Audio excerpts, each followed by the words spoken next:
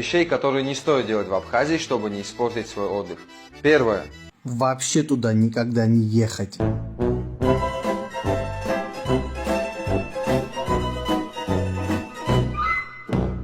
Ладно, шучу, продолжаем. Не нарушайте местные законы и обычаи. Абхазия имеет свои правовые нормы и традиции. Уважайте их, чтобы избежать конфликтов. Также, дорогие россияне, не забывайте о самом важном правиле этикета у апсуа-сепаратистов. А именно, никогда, слышите, никогда не заглядывайтесь на их коз. Это может вызвать приступ дикой агрессивной ревности и привести к конфликтной ситуации. Второе. Не обсуждайте политику и конфликты. Избегайте подобных разговоров, чтобы не вызвать негативную реакцию. А еще никогда не спрашивайте у них, за чей счет пополняется абхазский госбюджет на 70%.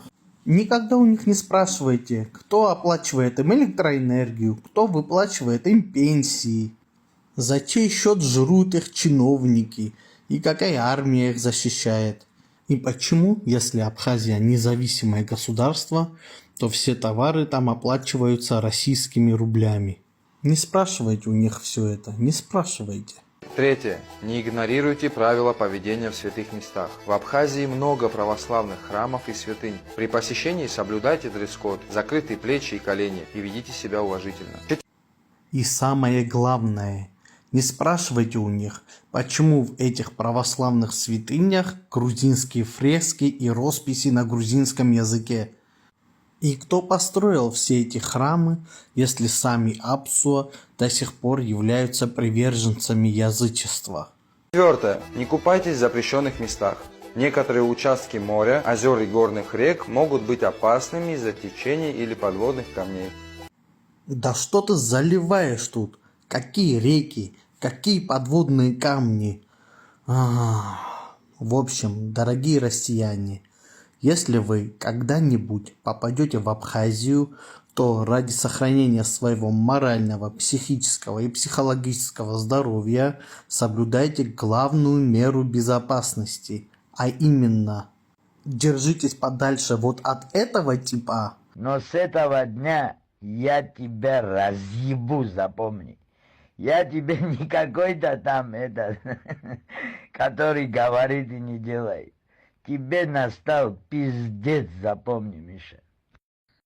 И вот от этого мутанта. Ну вот в космосе же никто не рожал еще. Нет, конечно, ты чё? Я буду первый.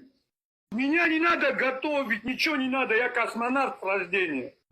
По четко установленным данным, в последний раз, когда российские туристы сталкивались с этими двумя клиентами, то они, то есть туристы, заражались от них воздушно-капельным путем с синдромом Дауна, обсессивно-компульсивным синдромом, шизофренией, СПИДом, геморроем, ветрянкой, генитальным герпесом и грибком головного мозга.